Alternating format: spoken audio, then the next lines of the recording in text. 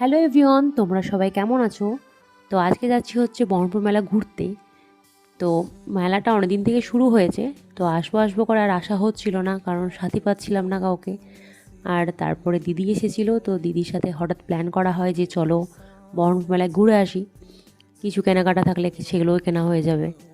তো আর এখন তো রোজার মাস, আমরা রোজাও ছিলাম, তো সেটা ফটাফট বাড়িতে ইফতারি সেরে আমরা চলে এসেছিলাম হচ্ছে বহরমপুর মেলা। তো আমার তো খুবই ভালো লাগে বহরমপুর মেলা। আমি প্রতি বছর 2-3 বার বহরমপুর মেলা যাই। তো সেখানে আমার জুয়েলারি, স্পেশালি আমার জুয়েলারি খুব পছন্দ হয় বহরমপুর মেলায়, সেগুলো আমার খুব ভালো লাগে।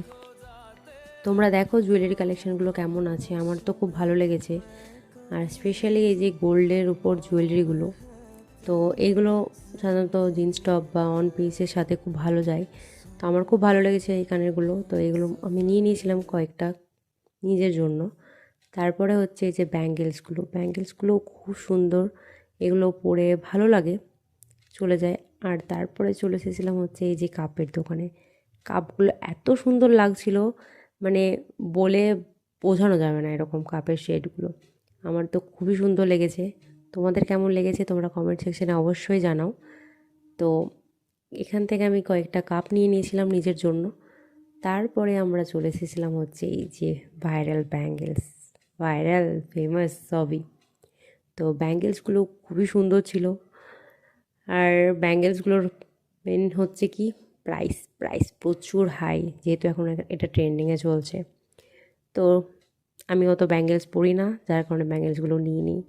আর তারপরে এই যে ক্লিপসগুলো এত সুন্দর সুন্দর, এত কিউট কিউট ক্লিপসগুলো ছিল যে খুবই সুন্দর লাগছিল। আর তারপরে এই যে বেতের সুন্দর সুন্দর হাতের কাজ, মানে মানুষের হাতের কাজ এত সুন্দর যে হয়, মানে না দেখলে বোঝা যায় না। তারপরে আমরা চলে এসেছিলাম হচ্ছে কার্পেটের দোকানে। এখান থেকে আমার দিদি প্রচুর কার্পেট কিনেছিল, যেটা তার বাড়ির জন্য দরকার। তো সেই সব কার্পেটগুলো আমরা কেনাকাটা করে একটু পুরো মেলাটাকে রাউন্ড মেরে আমরা কিছু খেয়েছিলাম না, কারণ যেহেতু ইফতার করে বাড়ি থেকে খাওয়া দাওয়া করে গিয়েছিলাম। আর আমাদের হাতে টাইম খুব কম ছিল, যেহেতু আবার বাড়ি আসতে হবে। তো এইটুকু মেলা ঘুরতে ঘুরতেই আমাদের প্রায় 9:30 বেজে গেছিলো। তো বাড়ি আসার সময় আমরা অটো পাচ্ছিলাম না, আর এত মাথা ব্যথা হয়ে গেছিলো যে অটো না পাওয়ায় আমরা আর কোনো কিছু ক্যাপচার করতে পারিনি। তো আজকের ভিডিওটা এখানেই শেষ করছি, দেখা হচ্ছে নেক্সট ভিডিওতে। ভিডিওটা কেমন লাগলো তোমরা অবশ্যই কমেন্ট সেকশানে জানাবে। ওকে, বাই।